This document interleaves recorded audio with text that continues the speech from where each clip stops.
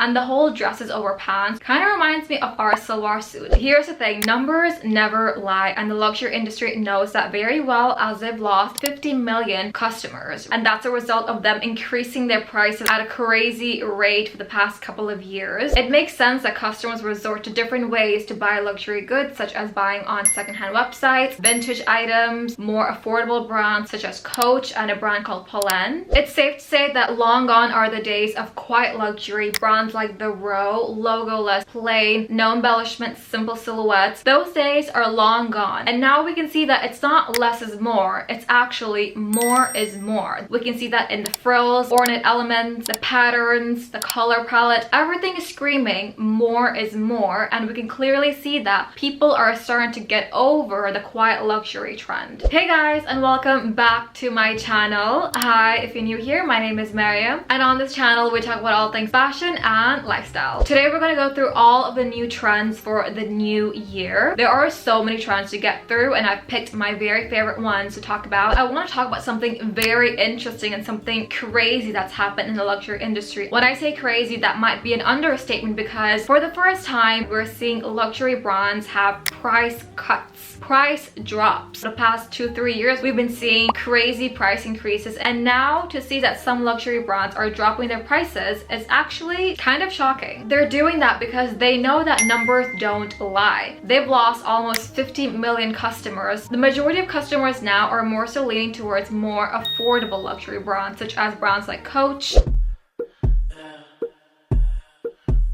Poland,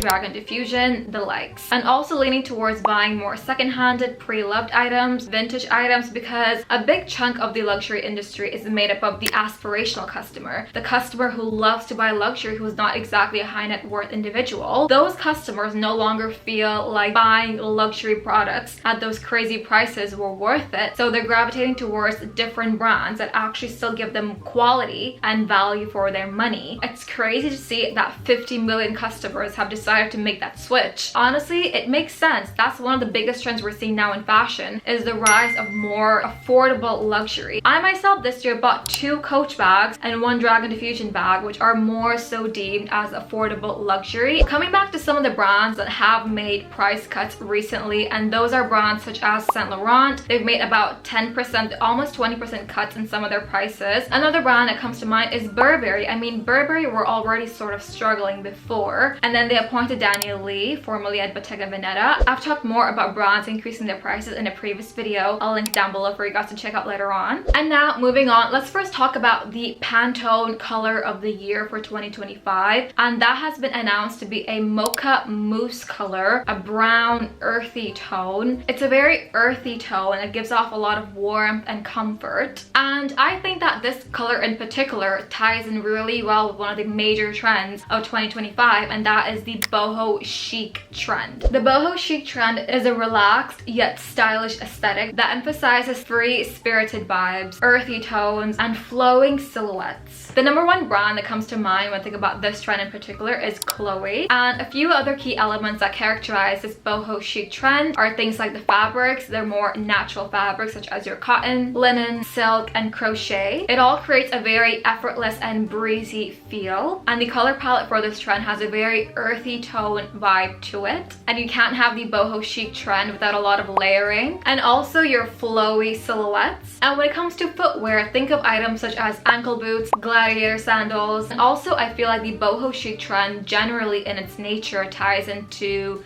the general sustainability appeal as well in the fashion industry, because another thing about Boho Chic is the vintage elements to it, buying secondhand, more of a lived-in, worn-out look. So that was one of our major trends for 2025. And another thing I want to talk about is how there is generally a shift from less is more, from our quiet luxury era, to a newer more is more era. So this shift over here can be seen in so many different ways, and all the trends we're going to talk about now, you can see that it ties into the more more is more vibe. One of those trends is the bag charms trend, and this has to be one of my personal favorite ones. I love bag charms. Essentially, this trend is where you take your regular bag and you add on a bunch of charms. I mean, think things like smaller version of the actual bag, different trinkets, pearls, laces, whatever you want. One of my favorite brands, Miu Miu, has done this trend super well. The way their charms look on their bags, I mean, even their charm selection is so cute. I mean,